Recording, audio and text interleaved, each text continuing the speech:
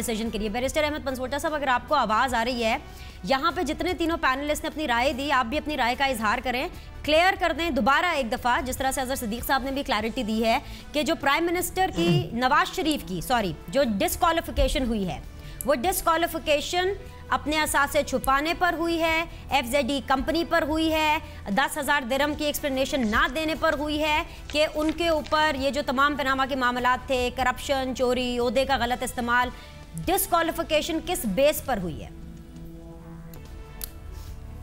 सबसे पहली बात ये जी कि मैं बिफोर आई स्टार्ट, एक तो मुझे थोड़ा सा टाइम दीजिएगा, मैं एक्सप्लेन इसको डिटेल में करना चाहता हूँ। सबसे पहले मैं जान अचक ज़ईक साहब से बहुत अदब से ये अर्ज़ करना चाहता हूँ कि जुडिशल मर्डर, इस जजमेंट के लिए वर्ड जो अल्फाज इस्तेमाल कर रहे हैं ये बड़े क्लियरली कंटेम्पचुअस हैं।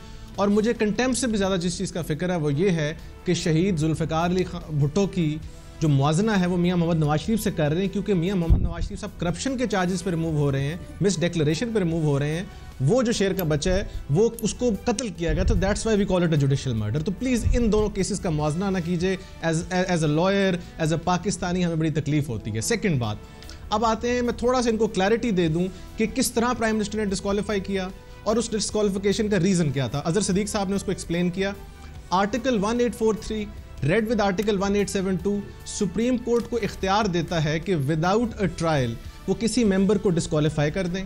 उसमें आर्टिकल 1872 कम्स इनटू प्ले, जो कि उनको कंप्लीट जस्टिस की इजाज़त देता है। इसकी मिसालें नवीदे मौजूद हैं, जिसमें गैटरन इंडस्ट्रीज़ केस है, यूसुफ रज़ा गिलानी केस है, ड्यूल नेशनल्स केस है, फिर आपके फेक डिग्रीज़ के केसेस हैं। अगला स्टेप ये आता है कि सुप्रीम कोर्ट के सामने क्राइटेरिया क्या है। क्राइटेरिया ये होता है कि अनडिस्प्यूटेड इररिफ्यूटेबल एविडेंस अगर मौजूद हो तो सुप्रीम कोर्ट एक मेंबर को डिस्क्वालीफाई कर सकती है। ये होल्ड किया राय हसन नवाज केस में, उसके बाद जहांगीर तरीन सदीक बलोच केस में, और लेफ्टिनेंट जनरल फरजान केस है 1970 का जी। अच्छा, अब हम इस टेस्ट से भी गुजर जाते हैं। अब सुप्रीम कोर्ट ने इस केस में वो टेस्ट कैसे अप्लाई किया। इस केस में बेताशा ऐसे फैक्टर्स थे, मनी ट्रेल था, डिफरेंट फैक्टर्स थे, प्राइम मिनिस्टर साहब की स्टेटमेंट थी जिसको सुप्रीम कोर्ट ने इस जजमेंट में उस तरह डिस्कस नहीं किया, लेकिन उसके बावजूद दे had to reach a conclusion on the basis of undisputed fact. Undisputed fact इस केस में कैपिटल FZE था, जिसको चोरी चाहे छोटी हो बड़ी वाला उसका तज़किरा किया जा रहा है और लीगल एक्सपर्ट्स उसमें परेशान हैं। मैं थोड़ी सी उनकी परेशानी दूर कर देता हूँ। कैपिटल FZE के बारे में जो मामला था वो ये था कि he is chairman of the board of directors और एक वो सैलरी विड्रॉ कर रहे हैं।